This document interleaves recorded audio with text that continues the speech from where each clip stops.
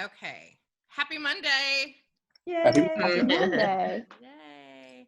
We have one new face today. That would be Meredith with Pepsi. Hey, Meredith. Hey there. How's everyone? Good. Hello. Great. Thanks for joining us. You look fabulous, Meredith. Oh, thank you. I can't get over, we were talking about children, and I still can't get over, you look like you should have like a 5-year-old. No, my oldest had a 30th birthday in April. Yeah. See, she didn't have to worry about going to the hairdresser. No, I cheated. I bought the small kit that you paint in. I couldn't take it, so I cheated. Amen. Yeah, Well, thanks for joining us today. Let's kick off with, since Meredith is is new blood today. I'll have Meredith start out by introducing herself to the group a little bit. Meredith and I have been talking, and she's been gracious enough to say if anybody needs help when it comes to filing unemployment for employees or questions around that, since she, I'll let her tell you what she does. I asked her if she would join in on this call because she's been so gracious to offer up help. And then I'll call again on everybody. This time today, I'm going to do introduce yourself and your business, and then I'll come back around for brainstorming and collaboration. So let's get started with Meredith. Okay, so Meredith Strader. I am with Pepsi, which is part of Carolina Canners, which is a franchise of Pepsi Corporation. I'm a longtime HR Director, HR VP manager of sorts. Hang on, sorry. Oh, did I lose everybody? And I've been in the business over 20 years. Worked anywhere from manufacturing to upstarts, so I like sort of that chaotic position, and to bring things full circle and to see change management. So my purpose for being here today is there's a lot of change going on. Whether you are looking to work with your people on bringing them back into the fold, they've been out, whether you're dealing with unemployment claims or whatever your current needs are. So I'm happy to pitch in and help in that realm that you're working with, or any other questions you may have. Thank you so much for joining us today. Happy to be here. And with that, we'll bounce over to Amber because she is our house CPA, so we always need advice from Amber. Hello. I'm a CPA and a financial rep with a company called Modern Women of America. And I own a small live performance theater in the Market Common. Interestingly, I'm being hit completely different. My CPA practice has never been busier, and my theater is been dark since February, which is not great. But yeah, so if there's any guidance or big picture stuff I can help with, I'm very happy to. Thanks, Amber. And so Brady Bunch today with the. I know. It's perfect. I'm going to go up to Leslie. Good morning. I'm Leslie Maloney with DBC Radio. We have 5 great stations in the market. We also do digital online advertising. I'm part of this group to kind of see what struggles small businesses might be having in order to possibly help my customers. I'm very dedicated to them and want to help them any way that I can. I struggle with, finding people that are needing and able to advertise, obviously. But I have a lot of tools in my toolbox to help people. Even if they don't advertise with me, I think I feel like I'm a good resource to kind of help them get to the point where they can. So I'm just trying to learn as much as I can that might help my customers, like I said, and kind of keep you guys abreast of what might be going on at our stations. I know I mentioned this last time, but we are working on a virtual job fair when the time comes and businesses are opening up. That we'll have this online opportunity to do a virtual job fair where job seekers can contact you. We'll have a calendar where they can schedule a meeting time, and that type of thing. So still kind of in the works, putting that all together, fill you in as we go. I know one of the challenges that one of my customers is talking about right now is with the things opening back up a little, possibly having to bring staffing back. His concern is that people are making more money right now collecting unemployment and getting the $600 a week, and he's concerned about people not wanting to come back. I did see something.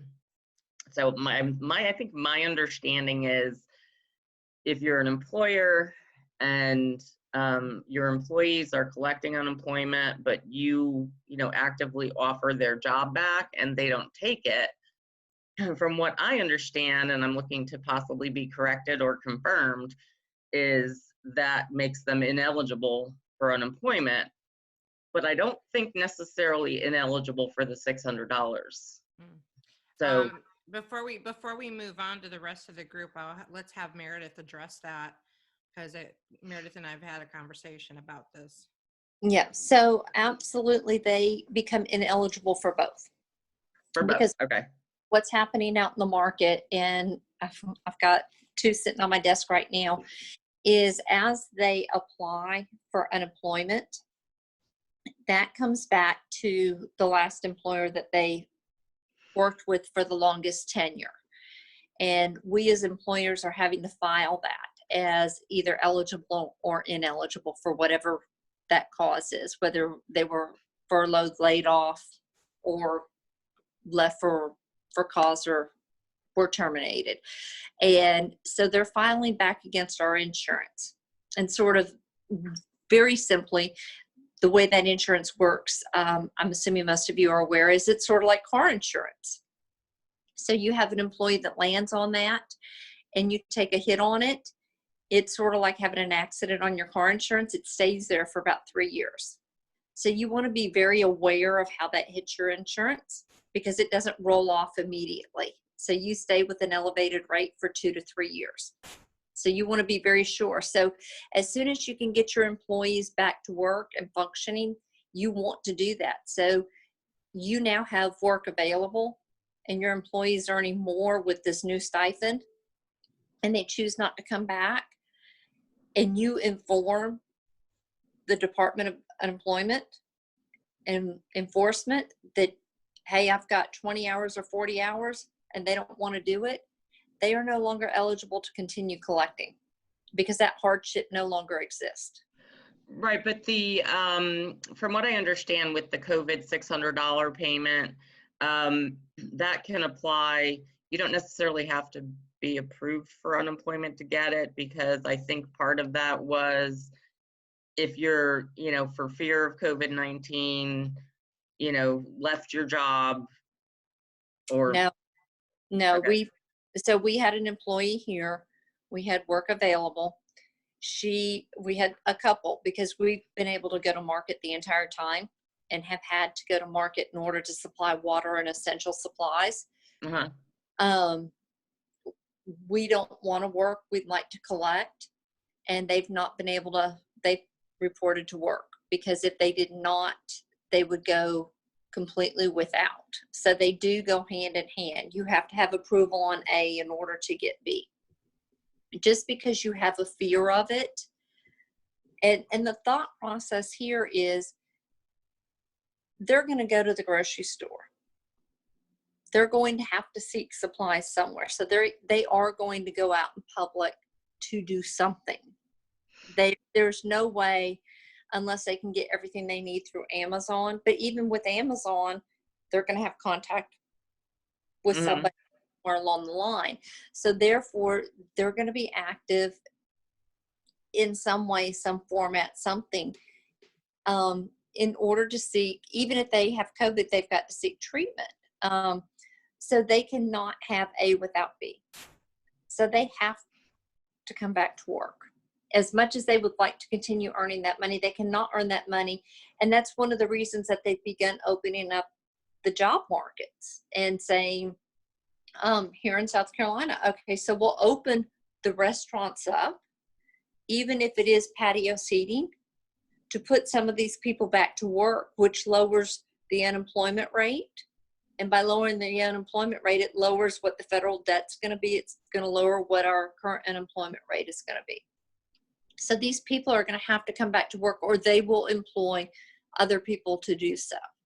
And they will lose their positions, and they will lose their funding. Yeah.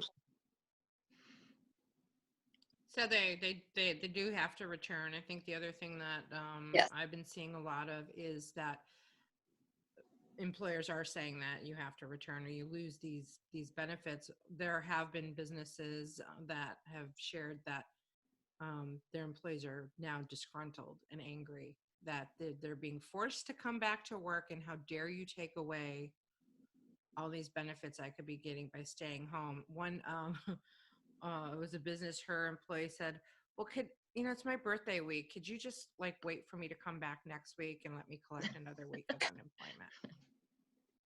Well, and it's such, in many circumstances, it's more than what they were earning. It was a huge overreach to just assign such a large amount, what you could get at state level plus what you could get at federal level. It was incredibly generous. And I think it was done for the right reasons, but I don't think it was done based upon making things right. And I think that's where the challenge is going to be to bring people back, is that they've gotten very comfortable with this excess money coming in. Well, and a lot of people don't realize that unemployment is taxable. So they're collecting a whole bunch of income that I got to put on a tax return. Mm-hmm. So Now, Amber, is the 600 taxable too? we've not gotten any guidance on that specifically, but I'm going to just go ahead and say yes, it is. Yeah, I'm thinking that it is too. I don't think that they're going to be able to get by without that. I think it's going to be very painful next year. Yeah, there's going to be a lot of things that people are not prepared for. And everybody who I tell who is collecting, have them withhold federal and state taxes from your unemployment, because you are going to end up, it's going to be taxable next year. And and that was, I think, one of the biggest concerns that a lot of the people who were involved in this process were concerned about, is there going to be a lot of people who make more money staying at home and are not going to want to go back to work necessarily in the short run because they're making more money on unemployment. But that can't be, that can't be an indefinite kind of thing. So if your job comes back open, be thankful that you still have a job. Right. And the $600 is only good for 16 weeks. Right. Yeah.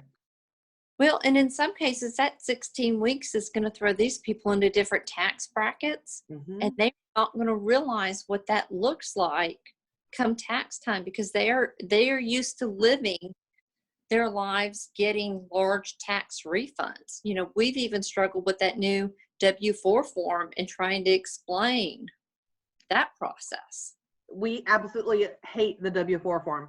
To do one. But so if you have one person who's collecting, it's $9,600. If they collect the extra 600.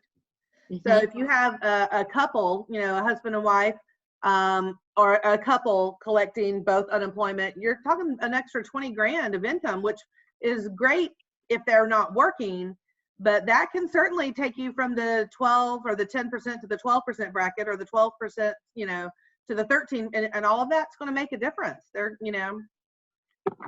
There are consequences to, we all know, all of us are business owners. We know nothing's free. You're going to pay for it on the front end or the back end, or somebody is, for sure. So it comes down to education. I'm sure, Meredith, you would agree with that. It's about educating the employee of what they can expect. And absolutely, you have to have the conversation that you have been a stellar employee You are the employee that I want to go to business with. You are the employee that has X number of years with us. You are going to run the risk, if you have benefits in place, of losing your benefit package, et cetera, et cetera, et cetera. At this point, I'm going to give you a window of X number of days in order to return. But after that, there's a big market out there of people that would love to have your job. I need you here because I have to go to the business in the best way that I possibly can. A lot of people have lost their jobs. There are going to be lots of people looking for work. I was going to say, there's a huge market of self-employed people trying to get back to work and open their theaters and, yep. and taking a part-time jobs not beneath us. Yep. I am in with applications right now. People that would not. do anything. Thank you, Meredith, for the explanation. Let's pop over to Cindy. Hi, Hi, Cindy. Cindy Gaddig with the Myrtle Beach Area Chamber of Commerce. It's great to join everyone on this beautiful day and just looking forward to hearing from everyone and seeing how the chamber can assist you. Thank you. And thanks for getting us that information last week on the emergency disaster loan. I definitely have like a million more questions that I sent to my CPA over the weekend. I'm sure he wants to kill me because I was pretending I was an accountant this weekend and doing all kinds of mathematical equations to figure it out. So maybe Amber could wrap her head around that a little bit. Let's pop over to Allison.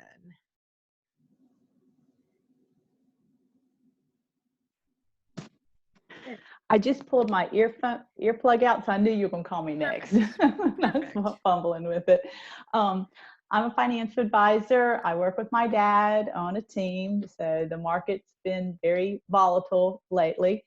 So we spend a lot of time kind of talking to people about their concerns, about their retirement, trying to keep them from walking off the edge, helping remind them that you don't want to make investment decisions like this in a time, maybe time to rebalance some things, but it's it's a huge responsibility that we have. It's an honor that people trust us with their retirement accounts, and so it's some of the phone calls have kind of eased up, but it's a very stressful time. Don't look at your accounts. Thank you. Don't look at your accounts. That's right. I did that once and then called Allison in a frenzy. I wish I had the luxury of not looking at accounts these days, but I don't. We're looking at them for you, so. Good. Kathy Redwine. Hey, everybody. I'm Kathy Redwine. I am a counselor with Redwine Counseling, and I am the host of the podcast Dealing and Feeling. And Gina is my producer.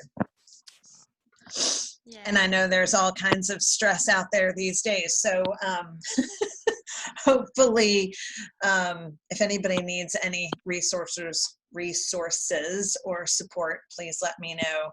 I started doing a weekly yoga video that's popping up on Monday mornings, and it's pretty brief, but for anybody that's needing some stretching or some mindfulness kind of stuff, nice. It's was really helpful for me yesterday, and I strongly encourage it. If you want to share information in the chat on where to get that information, that'd be awesome. Will do. And then I can share that out with the email that I send out. Oh, cool. Thanks. Perfect. Thank you. Josh. Good morning, everybody. Josh Gertzog. My company is Grand Strand Answers. I am a marketing company. My goal is to try to help businesses look into what they're truly doing and coming up with good marketing strategies. I'm far less concerned with what media they do. I find one of the biggest mistakes that small businesses make is they make a decision about what media to use before they've even analyzed what message they want to deliver. And so what I do is I walk in with no preconceived notions and try to find ways to help people. I know a lot about various different kinds of media. There's a whole lot of media I don't know very much about. For example, I've decided, I was lucky enough to get my PPP this past week. So I'm going to use a little bit of that money to upgrade in an area that I've been weak on, which is my website and my social media presence. It's not a critical part of my business, but it needs to be there as part of what I'm doing. Theoretically, I'm a marketing company. I should be able to do that myself, right? Well, probably could, but I'd be really lousy at it.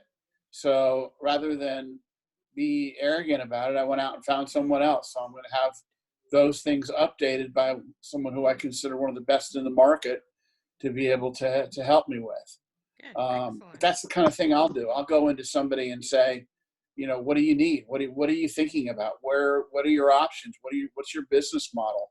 What are you trying to achieve? Especially now, because everything's changed. Everything. So if anybody needs any marketing advice for their businesses, Josh is your guy. So think about some of the marketing that maybe you have an issue with or challenge with, and then we can bounce that off of Josh. Thank you, Josh. Can I just say something super quick, Josh? 75% of your PPP has to be used for payroll and payroll expenses. You can use the other 25 for very specific things, not anything you want. Okay, awesome. Yeah,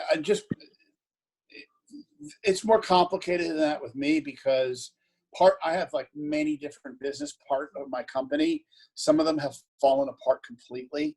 Some are as vibrant, if not more vibrant than ever. So I have money still coming in. So the money that I have coming in, I'm using for those things. Okay, and using the PPP for the PPP is primarily for my payroll, and then for the other things that are covered by it. You guys just have to know you're surrogate clients now. So if I hear something that triggers something, I'm going to shout it out. Cool. Good, thank you. Josh, are you what you would define a marketing strategist? Yes. Okay, can you give me chat in your contact information? Because I know somebody that's looking for somebody. Sure. I would say probably 75% of the people I end up working with, I never make a dime out of. But that's okay, because number one, I'm helping them, and number two, pay it forward, giver's gain, all those kinds of things, and they end up benefiting me. So absolutely, I'll put it on chat right now. Great. Okay, great. Thank you. Thank you. Thanks, Allison. Elena, we don't see your face today. Yeah, I had some technology stuff. That's why I was late too. Okay, no worries. New things. I had a couple of former clients that reached out. No, you're going to do an introduction. Introduction. Okay. See what's happening when you get late, when you come late. Okay, I'm here in Washington State. I'm a commercial photographer from Houston and consultant, and right now I'm displaced up north, so it's about 9:30 for me instead of lunchtime. And we appreciate you coming in so early. After the COVID thing kind of took off, most of my contracts that were with car races and motorsports events were canceled. So I've been at home pretty much, trying to pivot things online, to take a word from Gina's business name. And this week I had a couple of people reach out, which was a good thing. And hopefully we'll get to do some little contracts on the virtual side. I've been trying to kind of market other opportunities, some teaching, some online consulting, doing some Zoom classes. So it's kind of a redefining moment right now where we're trying to redefine the business and do things in a different way. So it's an interesting challenge for the brain. Okay, well, thank you for joining us. Carrie, if you could introduce yourself and your business. I am Carrie Allen. I'm with the Flying Locksmiths. We're a commercial and residential locksmith company. And first, I need to apologize for being late. I have 2 overlapping meetings every Monday. But we have kind of pivoted away from our residential side just because I don't want to take the risk of anybody getting sick because of us. even though we take all precautions with mask, gloves, cleaning everything, but we're actually down to one locksmith too, because we lost one, our other locksmith right before this happened. And I'm holding off hiring until this we can get back going full time, because our jobs have been, we're about a third, if that, of what we normally do. But we're still going, so that's good. That's good. Good. Thank you for joining us, Kathy. Introduction of yourself and your business, and then I'm going to come back around with. All right, challenges. cool. Kathy Strauss with ImageWorks, photography and art, and focused on personal branding, marketing, photography, and that is really that is like the main bread and butter of my business. The fine art and the teaching was the pivoting. During this time, getting shut down and realizing that getting in front of somebody or doing a large group or family or any of that other stuff just was not safe or actually possible. So right now I am looking to start to talk to businesses and work with marketing people to start getting going and helping them, with any of like marketing strategy, like working with you, Josh, to see how we can, talk to people to start getting their, planning their stories and doing it visually and doing it right. That's so Okay, thank you, me in a nutshell. Fine artist doing photography. There is someone on a phone, phone number 664-1066. I don't know who that is. If you want to say anything or not. Okay. Okay. So let's go back around. Does anyone have like a hot button right now or a hot challenge right now that they're dealing with? I know my hot challenge right now is trying to differentiate between PPP and EIDL and trying to figure out, I know Amber, you've touched on it. I mean, I really sat down and tried to do the math on the 75% towards payroll and the other 25%. And if you have a home office, that just really throws everything off. That's my hot stuff that I'm doing. But at the same time, I'm like, well, it's still a low interest loan. So if all else fails, I'm just going to use that money to rebuild the infrastructure. So that's sort of my attitude if I can't get it forgiven, because it's having a home office makes it a little more complicated than the average business getting a PPP. So that's my thing. But anybody want to throw something out there that they want some feedback on? I wouldn't mind asking Amber a couple of questions if you don't mind. Sure. Like I said, I got my PPP, but earlier I had applied for an EIDL. I've not gotten that yet. If I do, what are the ramifications of having both? At this point, we don't know exactly. What they're saying will likely happen is they will roll the EIDL into the PPP loan. And I'm thinking it will be considered part of the 25% that you can use for anything other than payroll. Okay, but I already got the PPP. If they send me the money for the EIDL, do I have to give that back? I don't think so. I think that they're going to, this is where it gets difficult, because we have this much guidance on exactly how that's going to work. What I think is going to happen is, I mean, how many employees do you have? One, me. So you'll get $1,000 from the EIDL loan or the EIDL grant. And from what I have read, and of course there's no significant clarity, but from what I've read, they're going to put that onto the PPP loan if you are not compliant with the PPP loan. Got it. So if you are compliant with the PPP loan, and I've told all of my clients, I know it's a pain in the butt, but everybody needs to set up a separate PPP account so that they can, because I guarantee you, and it's going to be my job, they're going to make it the accountant's job to track how you've spent this money and have you done it within the ramifications of what they say you can do. my inclination is if you've given it to yourself in the form of a paycheck, like you normally would have, then that's going to apply toward the 75%. And if you didn't, it's going to apply to the 25%. So I would not use, if you've got money coming in from other places, I would still continue to use that money for other things that are not specifically, permitted in the PPP loan. All that being said, if you, and I'm making up numbers, I'm gonna make up numbers. So if you got, and just so it'll be easy, let's just say you got a PPP loan of $4,000 and you spend $1,000 of it on a new computer. Well, you're still, that's the part that won't be forgiven. So you will still have a $1,000 loan that you're paying off at a very low interest rate over time. So Jean and I mentioned this when this first all started coming out, that while yes, it can be forgiven, it's not the worst thing in the world if you needed funding anyway, as long as you know that it's not going to be forgiven.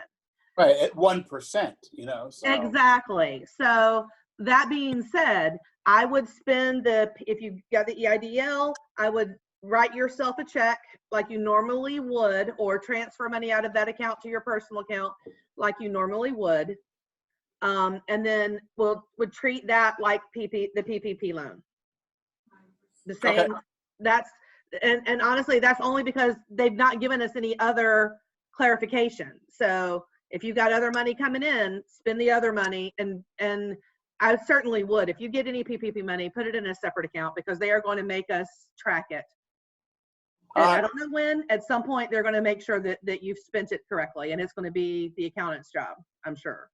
Okay. Yeah, I opened a separate account on Friday and moved the money there.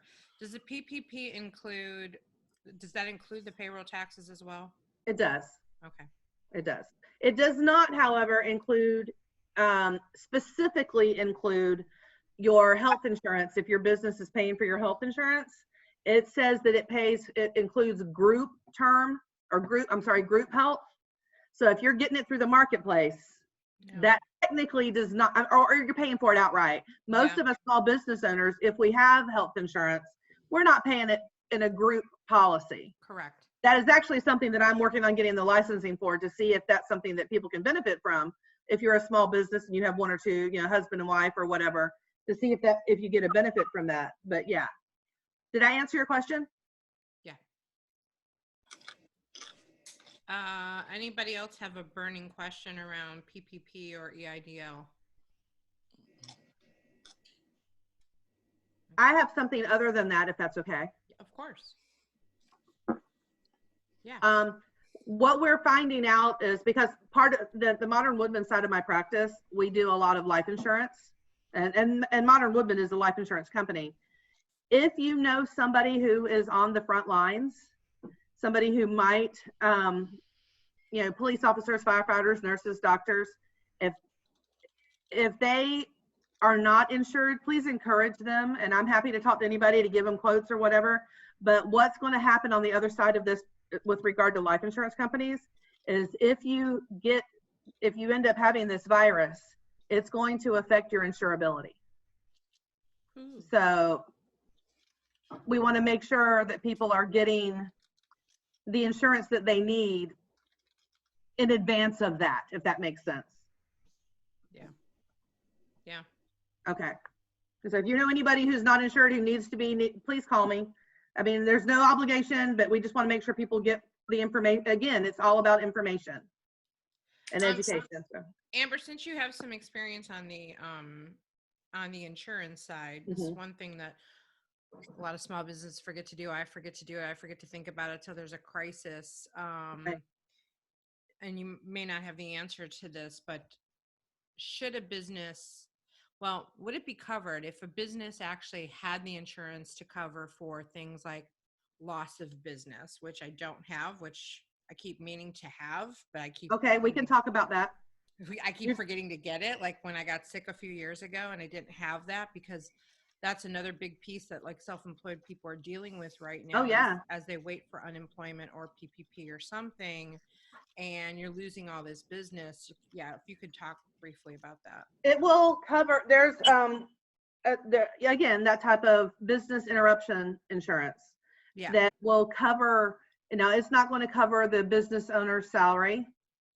It could cover employees' salaries, but it will cover things like rent, utilities, keeping the doors open while you're trying to get through to the other side of it. Does that make sense? Yeah. Yeah. Okay. So it creates another challenge depending on what kind of business you have, right? So. Well, everything does, but that doesn't mean that we don't face that challenge. Like you were talking about, how do you handle things like utilities or from your PPP loan? What I have always found is if I over document, then I'm good. Where you find problems is if you just say, okay, I'm going to pay my electric bill out of my business account, so now I'm going to pay it out of my PPP account. Okay, no, don't do that. But what don't pay that. But what you can do is determine, and if you are a business owner and you have business expenses that you pay personally and you're an S corporation, we need to set you up with an accountable plan anyway, which helps us reimburse you for those expenses. Mm-hmm. But you would need to say, okay, 20% of my office space represents 20% of my home. I'm going to take 20% of my bill and I'm going to write that check out to Santee Cooper or HGC, and that'll be my utilities. But we need to document how we got that number, and why we did what we did. So if you've got utilities like that, we're going to take that down. If you've got internet or cable, for most of us, none of us can do our job, I guarantee you, without internet. Okay. Right. So at least 70% of probably all of us could reasonably say that our 70% of our time is on the internet is business. So then again, just document how you got your number, and then you can pay that bill as a utility. Yeah. Does that help at all with some of what you were talking about earlier? Yeah. What you were.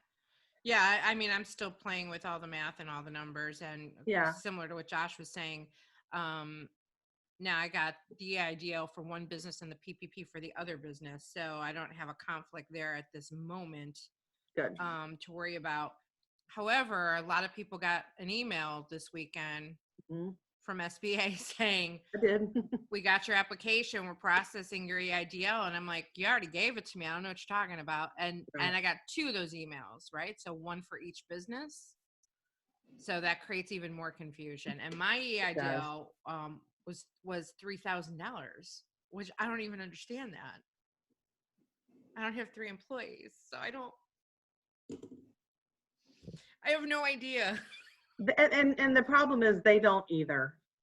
If you have any money that you've received, like I've got a client, hand to God, 22-year-old, their tax refund, they always split and put half in their savings account and half in their personal account.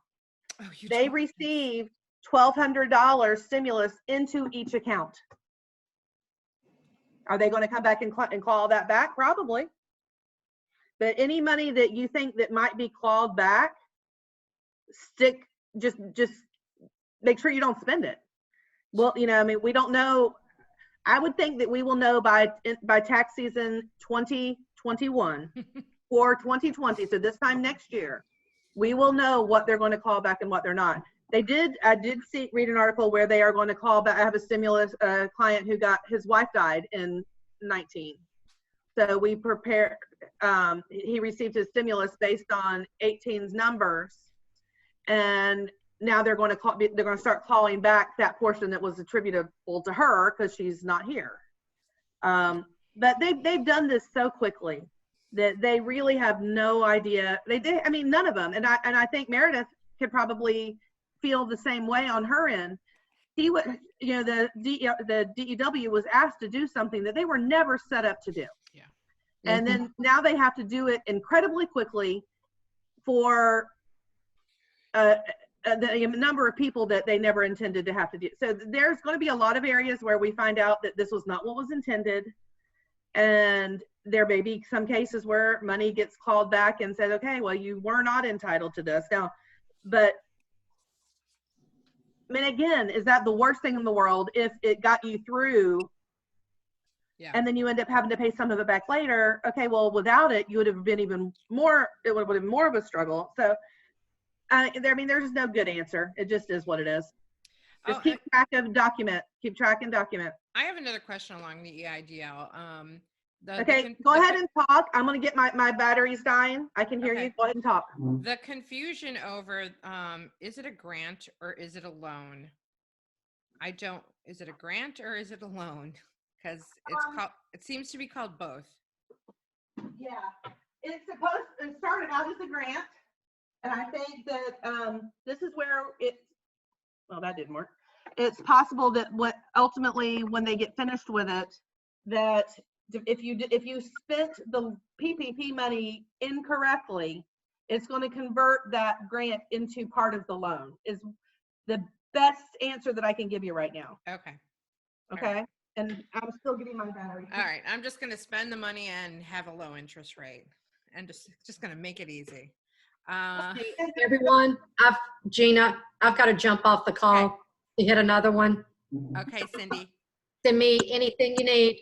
Okay, see you Wednesday for the ladies in the house. Women Wine Wednesday. Women Wine Wednesday with the Myrtle Beach Chamber. You don't have to belong to it, Elena. You could join in. So 3:30 on Wednesday. Check out the Chamber's website for that. We're drinking wine at 3:30 on Wednesday? Yes. Yep. Yes, we are. We're drinking wine, so I'll join with wine from Washington State. Yes. Yeah. 3:30, but 12:30 your time, Elena. You can do it. Hey, Yeah. Bloody Mary, that's okay. That's okay. Or a mimosa. Thanks, Cindy. Bye, everybody. Bye. Bye, Cindy.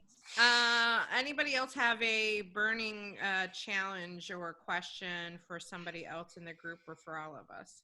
I just want to throw something out that I think is an interesting dynamic as we recover or try to get back to some kind of normal or new normal. And that despite what's been going on, some businesses have been doing extraordinarily well in the last couple of months. And, I don't know whether to call them the exception, the rule, or maybe it's a 50-50 kind of thing. There's a place that I decided this weekend I wanted to make sure that if we were going to do anything, we were going to buy local. Okay, so I reached out to a restaurant bar that we go to from time to time and did curbside service and talked to the owner for a few minutes. He said, yeah, we're doing really well. We're excited about opening back up, but we did fine. I'm like, that's great. On Saturday, I reached out to a sub place that we go to. Maybe some of you know Pepper Subs on Dick Pond Road. Mm-hmm. Not Dick Pond Road. On 707. 707. They turned off their phone because they were so busy. I had to go there and order it in person and wait for it because they were just too busy. And the owner said to me, when everybody else opens up, we're going to be closed because we're taking vacation. Because she was kidding, but they're so busy. So my question and my thought for the group is, how does that affect the recovery? One, we've got these people who are on unemployment, and despite what you said before, which all makes a lot of sense about there are consequences, last I heard, a lot of people couldn't care less about consequences. When they switch jobs, they cash in their 401ks, about the worst thing you could do, and yet they do it. People are not going to care about the consequences, and you know what? They'll take the unemployment as long as they can. For the companies that are doing well, that's going to be a big deal. What's it going to look like in terms of hiring to get back for some places on the Grand Strand that are now looking to hire, and some of the dynamics that they've tried to use aren't going to work as well? So Josh, is this a question for the group? Yeah. So the question is, what's the Grand Strand going to look like? What's the hiring process is going to look like? Leslie mentioned they're going to do a virtual job fair. Meredith is heavily involved in HR. Carrie mentioned the fact that she's been holding off on hiring from someone. Some people are hurting. Some people are doing really well. What's the job market going to look like? Meredith, do you want to field that one? Well, I think first off, the governor has said as of today, you could return to work. But I think what companies are doing is you're going to have a soft return. And I think you're going to see that for several reasons. First off, the schools are closed. Parents are still homeschooling. So, for my employees, for instance, that we sent home, many of them can't come back because they've got children at home that they're still tutoring, and we've got to make those allowances for them to finish the school year out to do that. And even though the governor has said that, some of the numbers statewide have not necessarily leveled off, and if you're sort of a wise employer, you're somewhat aware of that. And it's sort of a mixed bag out there right now, in that you're right. Every day we go out at Pepsi and we buy lunch from some of our local restaurants that have supported us through the years and purchased about 800 lunches to feed our people. Nice. To try to help them. But we are hearing the same thing. Many of them have done incredibly well through this. Some of them are suffering, but I think it's going to be different out there in a lot of ways in the way that we go to business. I think people are going to be a lot more conscious about being packed into places, and people are going to have to really think about, 50 tables in a space, and maybe it won't be 50, maybe it'll be 20 with more outdoor seating. And we will be rethinking, I think, the shields that are up in Food Lions and everything will become permanent. They'll just be a lot better shields, and we will see a lot more masks more consistently, because I think we'll have another rebounce back in October, because we've killed all the really great bacteria that's out there. The old adage, kill all the great bacteria, what's left, the bad bacteria. So we're going to see it phase off, and then we're going to see it hit back again. So we're going to start putting in place things that are more comfortable for us, and we're going to take advantage of wider spacing. I think stadiums are going to have to really think about, they packed us in like sardines for a lot of years. If they want us to come back, they're going to spread things out and rethink a little bit of that. As employers, we're going to move slow. Most of us are. But we're going to bring people back because people need to work. It's good for the economy. But we're going to think long and hard about how we get there and the time frame that we get there. But we want people to be at work. It's what's good for us. We're Americans. We want to be together. But, even as Southerners who like to hug and fist bump and be, I think there's going to be a hesitation. So I think, July 4th is going to look very different. I think moving through the fall is going to be very different. And I think because even coming through the fall, we're going to have more of this. It's going to create a lot of different habits for us as a population. I think we're going to see a few other things too in the hospitality world, even though they're not going to ramp up fully right away. We're going to be missing out on a lot of employees coming in from other countries, especially for housekeeping, especially from Jamaica or for our foreign exchange students. So those employees are not going to be coming back. So that's always a huge issue for hotels. There's never enough employees in the summer. So I think that's going to be something for hospitality to look at. And I think businesses are going to also start to do things a little bit differently and creatively. One of the things that I'm looking at, we're joking around about, well, I'll use up the funding, even if it's not all forgiven. I'm investing in other businesses to help grow my business. So while maybe I'm not directly hiring, I'm hiring companies to do some work, which is going to continue to stimulate the economy and other employees indirectly. So I think you're just going to see it's just going to look differently.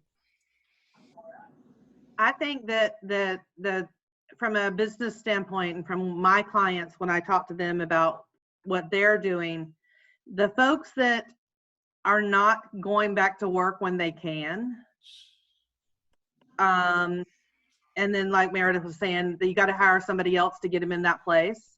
We're going to end up with a lot of people on the other side of this struggling to find work, because if I'm hiring someone, you know, and my choices are someone who lasted 16 weeks on unemployment when they didn't have to, versus the go-getter who wants to go to work, well, that's a no-brainer. So that's going to be one of those unintended consequences of just waiting until it's not like years ago when people were on unemployment for a year because there were no jobs. This is people are making the conscious decision not to go back to work because they're making more money not working. Well, those people, I think when this is all said and done, they're going to have a really hard time finding work, because when it comes down to it, I wouldn't hire that person. If it comes between this person and this person, that person's not making the appointment, the interview. Yeah, there are going to be plenty of people looking for work. Yeah. Yeah. And you as an employer are going to be able to make better choices than we've been able to make in the last year. Yeah. As far as employees, it's going to be an employer driven market. Yeah. As to who you'll be able to hire and what your employees will look like. Yeah. Which hasn't been the case for a few years. No. That's been a huge issue, that No. unemployment's been so low. It's been so hard to find employees. It's been potluck for us, and this will really drive a different market, and it will be up to us to provide training and education and the things to really build the stronger teams that we've wanted for a long time. Oh, I love the T word. Thank you. Training. You're welcome. Training. Yes. Yes. Don't My- let us die. Yes. That's awesome. We are at the 1 o'clock hour. Does anybody else have a burning thing that they want to throw to the group? I want to make sure everybody got what they needed to get today. Just let me know if you know anybody who needs to talk about insurance needs. Let's do it now before we get any worse here. I send out a follow-up email after every call. Amber, how would you like me to phrase that in the email that I send out? That continued insurability is something that we're concerned, that as an insurance professional, and continued insurability is something I'm concerned about, especially for our frontline folks. If this is a need that you have been putting off, don't put it off anymore. At least let me get you a quote. Let's find out what your options are, and then you can make your decision. But okay. All right, I'll put that in the email.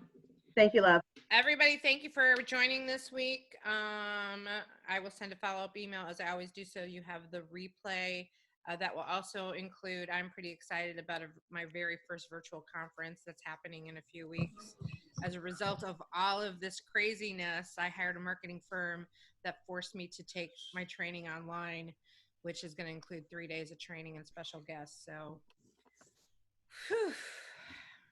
this is not necessarily a bad thing. Our world is going to grow, and those people who are go-getters are going to still be go-getters. Yeah, so I'm pretty excited. So I'll put that in the email to share with you guys. Have a great week, and talk to all of you next week. Thank you. Bye, everybody. Thank you, everybody. Hey, Kata. Bye. Bye. Bye.